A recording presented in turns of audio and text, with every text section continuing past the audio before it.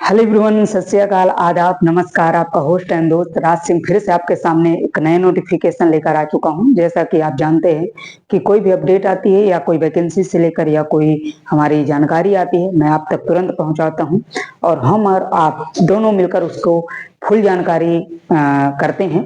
तो आज जो नोटिफिकेशन आया है ये यूपीएससी की तरफ से ये नोटिफिकेशन आ चुका है। मैं इस सेशन से बढ़ने से पहले बता दूं कि ये वैकेंसी का नोटिफिकेशन पहले आ चुका था, लेकिन इसकी लास्ट डेट 8/10/2024 थी, लेकिन अब फिर से ये रीओपन हुआ है। ठीक है, पुनः जो है इसकी साइट खोल दी गई है हमारे लिए। तो फिर से मैं अपडेट जो है दे रहा हूँ।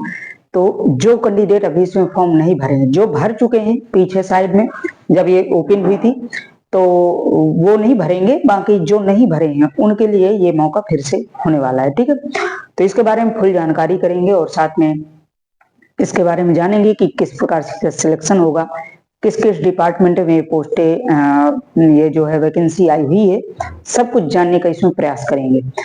इस चैनल में फर्स्ट टाइम है तो चैनल को जरूर सब्सक्राइब कर लेना, और नए हैं तो सब्सक्राइब करना, पुराने हो तो शेयर कर देना। ठीक है, तो चलिए इसके बारे में बात करें। यूनियन पब्लिक सर्विस कमीशन की तरफ से ये नोटिफिकेशन आया हुआ है, जिसको आप यूपीएससी बोलते हैं।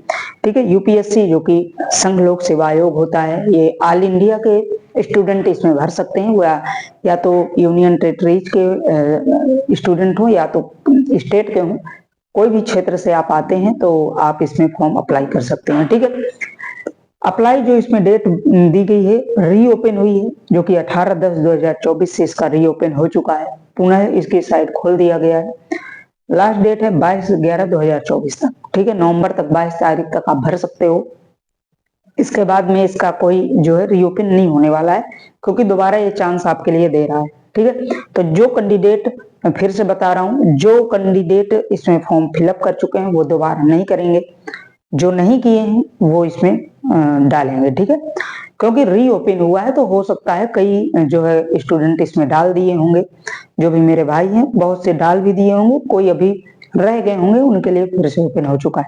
ठीक है, फीस की बात करें तो जनरल ओबीसी ईडब्ल्यूएस के लिए 200 रुपए है, और पीएच SC ST के लिए 0 रुपए है। पीएच कैंडिडेट होते हैं फिजिकल हैंडीकैप होते हैं, जो कि विकलांग के दायरे पे आते हैं, उनके लिए 0 रुपए है, और ऑल फीमेल के लिए 0 रुपए है।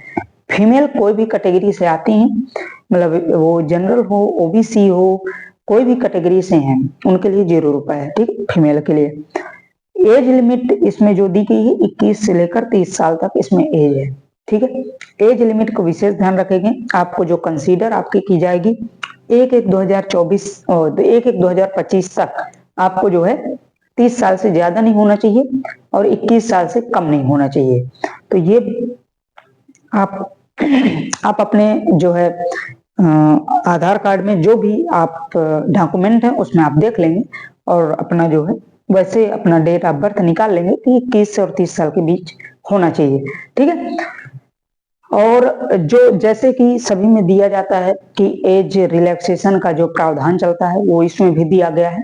एज रिलैक्सेशन का तात्पर्य ये है कि ओबीसी ईडब्ल्यूएस के लिए 3 साल के लिए और छूट दी जाएगी, SC ST के लिए 5 साल के लिए छूट दी जाएगी। ठीक है, मेल फीमेल दोनों के लिए होता है, तो इसमें भी आपके लिए छूट दी जाएगी, वैसे जैसे आपको सभी में दिया जाता है। सेंट्रल गवर्नमेंट जो देती है, हमारे संविधान में जो प्रावधान है वैसे आपको दिया जाएगा।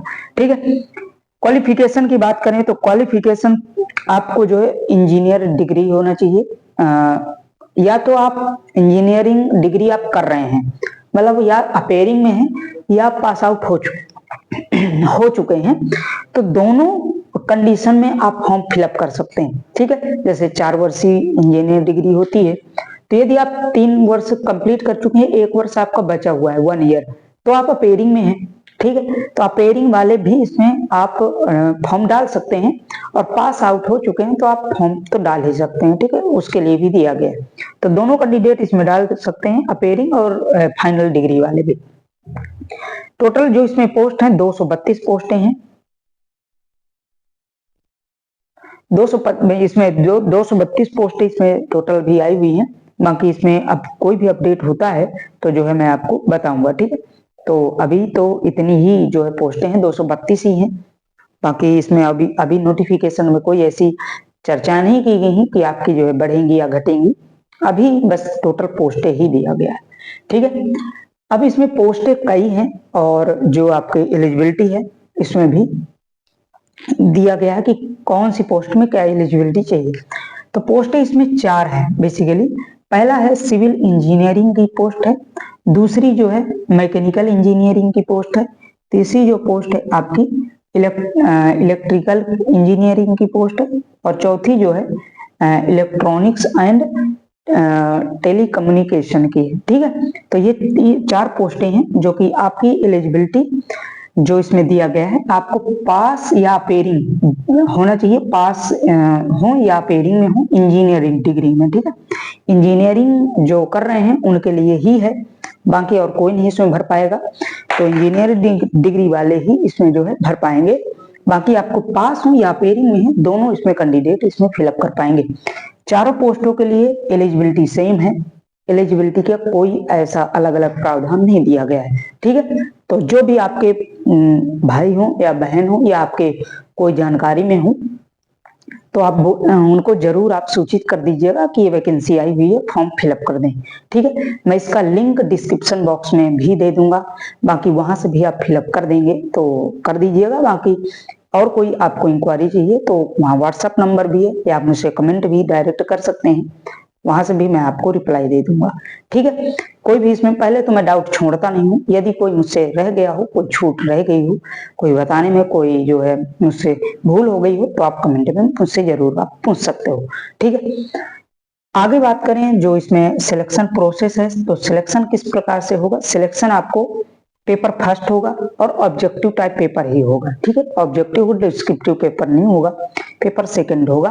पेपर फर्स्ट होगा और पेपर सेकंड होगा। जो पेपर फर्स्ट में पास आउट होंगे पेपर सेकंड देंगे, और दोनों की आपकी मेरिट तैयार की जाएगी, फाइनल आपकी मेरिट होगी।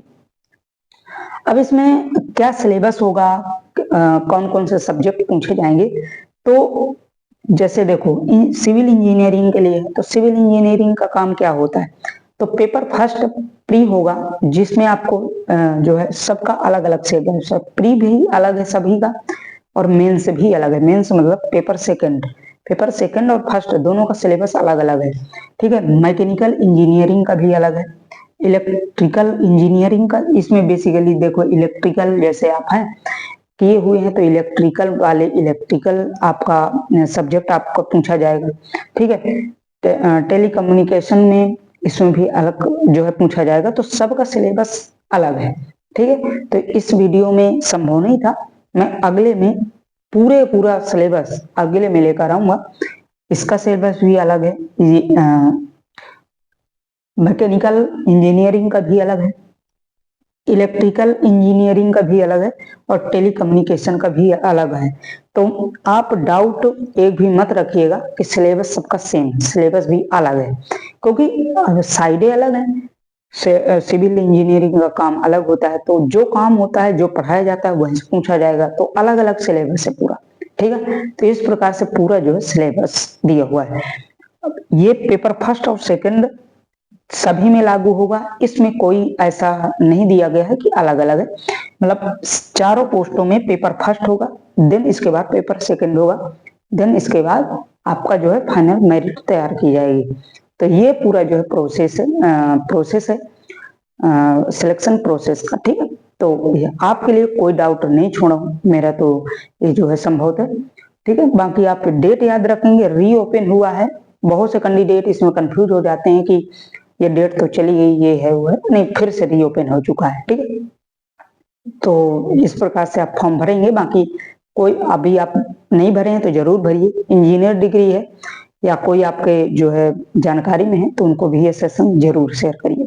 ठीक है, तो मिलते हैं नेक्स्ट अपडेट के साथ, तब तक के लिए bye bye. Okay, thank you so much.